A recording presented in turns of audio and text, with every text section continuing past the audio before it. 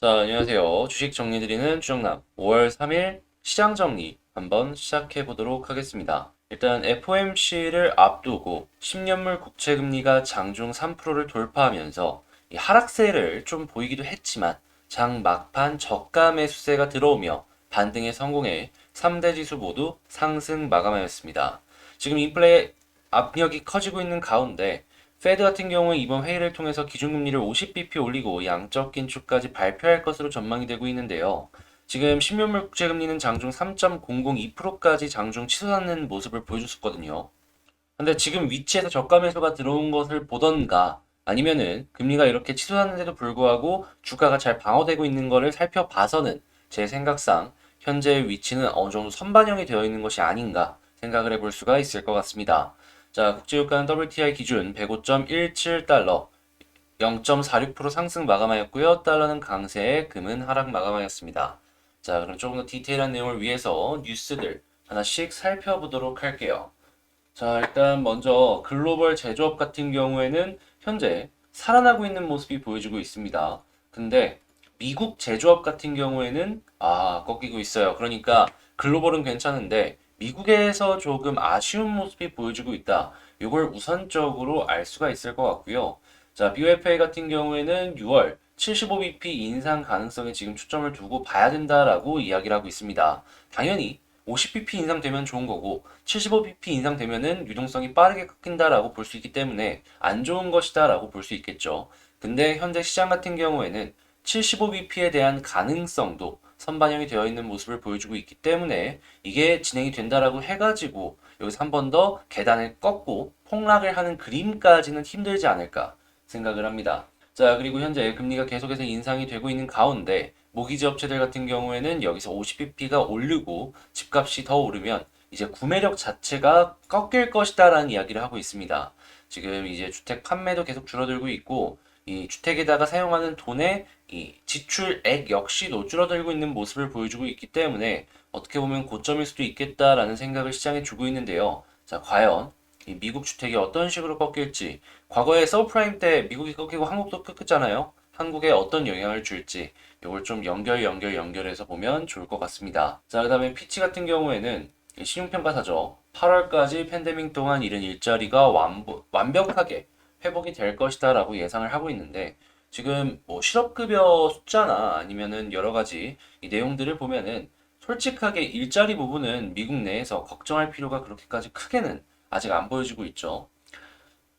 자, 그리고 EU 러시아산 원유 수입 조치를 제한할 듯 이르면 이번 주에 결정할 것이다라고 하는데 당연히 요거를 이제 제한을 하게 된다라고 하면은 러시아 같은 경우에는 가스를 무기로 이제 협박을 할 수밖에 없을 것이고 그러한 부분들은 전 세계 인플레에 큰 영향을 줄 것이다라는 걸 알 수가 있겠습니다. 자, 이게 실제로 진행이 되게 된다면 이 영국을 필두로 하는 이 유럽 쪽 같은 경우에는 머리가 굉장히 아플 것 같아요. 자, 그 다음으로는 지금 현재 뭐 경기 침체에 대한 이야기가 뭐 가능성이 30%가 넘는다 뭐 이런 얘기들도 많이 나왔었는데 UBS 같은 경우에는 침체보다는 인플레이션에 관련된 포지션을 취해야 된다라는 의견을 내놓는 걸 확인을 할 수가 있겠고요. 현재 한일, 한중 해운 운입 담합 이달 말 결론이 나온다라는 가운데 중국의 해운이 차근차근 살아나려는 모습이 보여지고 있습니다.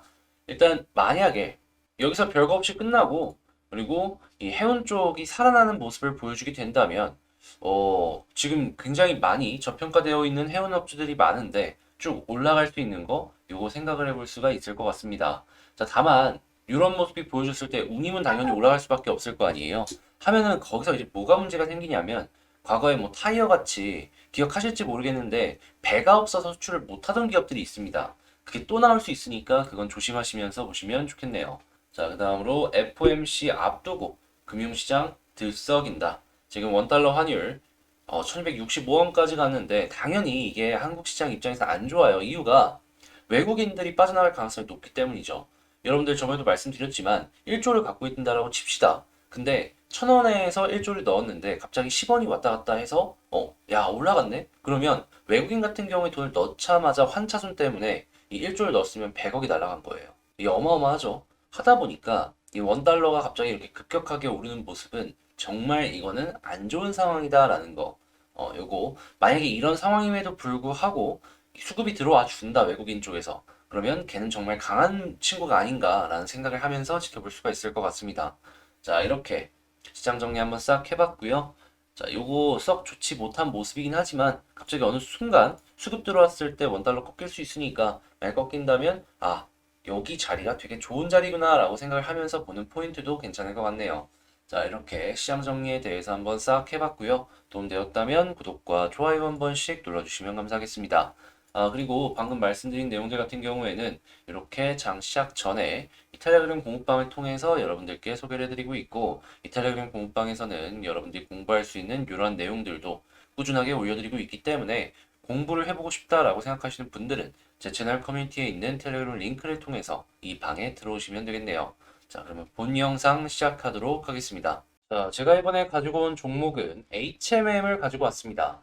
제가 정말 꾸준하게 밀고 밀었던 종목이죠. 요 아래쪽으로 떨어졌을 때 말씀드렸습니다. 걱정하지 말라고. 어차피 이 구간은 저평가였던 상황이고, 그리고 실제로 지금 이렇게 떨어졌던 가장 큰 요인이 중국 때문이었는데, 요 중국 풀리면 결과적으로 올라갈 것이라고. 근데 지금 중국 풀리려는 시그널들이 솔솔 나오니까 바로바로 반등하는 모습들이 보여지고 있죠. 근데 제 이 욕심은 여기가 끝이 아닙니다. 저는 못해도 이전 고점이라고 볼 수 있는 요 라인까지는 갈 수 있을 것이다 라고 생각을 해요. 도대체 제가 왜 생각을 하는지, 지금 여기서 봐야 될 포인트는 뭐가 있는지 지금부터 하나씩 살펴보도록 하겠습니다. 일단 제일 먼저 지금 뭐 뉴스들을 보자면 HMM 같은 경우에는 친환경 경영을 추구하겠다라는 얘기를 하고는 있는데, 솔직히 이것보다 중요한 건 중국 쪽이라는 걸 알 수가 있죠. 왜냐? 물동량 자체가 도시 봉쇄 때문에 감소하는 모습을 보여줬거든요. 당연히 물동량이 감소를 한다면 이 상선이 필요가 하겠습니까? 우리가 예전에 수입을 했던 양이 이 정도였다면 지금은 팍 이렇게 줄어든 상황이다라는 것이죠. 그러면 당연히 운임 지수 역시도 떨어질 수밖에 없고요. 근데 지금 상하이 봉쇄가 풀리기 시작했습니다. 정상화를 속도를 내기 시작을 한다라는 것인데, 이를 통해서 우리가 기대를 할 수 있는 게 뭐가 있을까? 요걸 생각을 해보면요. 굉장히 간단합니다. 자, 공급량은 과거부터 일정했어요. 근데 수요가 증가를 했다가 떨어졌던 거잖아요. 근데 다시 이렇게 봉쇄가 풀리면은 단기적으로 이렇게 올라가지 않겠습니까? 특히나 공장들 같은 경우에는 어떻게든 매년 목표로 하는 이 매출이나 이런 게 있었을 거 아니에요. 근데 이 봉쇄 때문에 실적 자체를 아예 못 냈을 겁니다. 그러면 이번 기회에 풀렸으니까 빡세게 만들어갖고 최소치라도 좀 맞춰야 되지 않을까 생각하지 않을까요? 그럼 당연히 이 공급량이 일정한 상황에서 이걸 차지하기 위해서 각 기업들이 피 튀기는 혈투를 취할 것이고요. 이는 당연히 이 운임지수 상승으로 연결이 될 거고, 이건 당연히 기업들의 매출로 연결이 될 것이다. 특히나 HMM 같은 경우에는 컨테이너선 내 비중이 가장 커요. 이쪽의 매출 구조가 제일 크다라는 겁니다. 그럼 여기서 수익이 많이 나오게 된다면 지금 작년 뭐 4분기 실적이나 올해 지금 1분기 실적 요런 거 또 한 번 맛볼 수 있겠죠? 그럼 당연히 주가 같은 경우에는 이 정도 상승? 이게 뭡니까? 한 번 더 갈 수도 있죠. 그러면 또 기대할 수 있는 그림이 역헤드 숄더까지도 만들어질 수도 있다. 그래서 제가 HMM이 좋다를 여러분들한테 반복해서 말씀드리는 거니 요거 꼭 참고를 하셔서 여러분들 상황에 맞춰서 보시면 좋을 것 같고요. 자, 수급을 한번 살펴본다면 지금 기관들이 계속 사고 있습니다. 사는 이유가 있다니까요, 진짜. 특히나 사모펀드 얘들이 투자를 되게 잘하는데 약간 올라왔는데도 불구하고 돈을 계속 넣어주고 있어요. 이 이야기는 뭐다?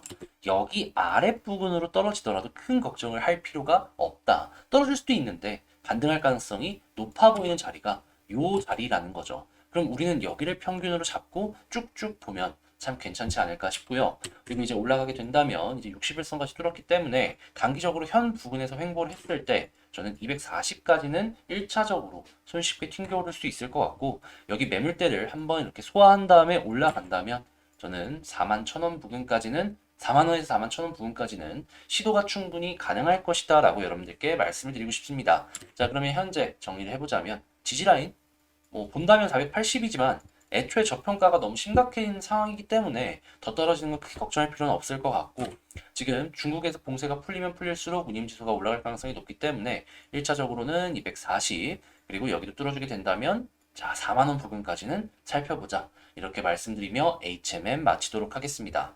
지금 어느 정도 숨고르기도 확실하게 진행을 했기 때문에 힘도 많이 모았을 것이다 라고 예상이 돼서 전 쭉쭉 올라가는 거 충분히 가능하다라고 보니까 여러분들 역시도 긍정적인 모습들 하나씩 생각을 하시면서 보시면 좋을 것 같고요. 저는 다음에 더 좋은 영상으로 다시 찾아뵙도록 할게요. 영상 끝까지 시청해주셔서 감사합니다.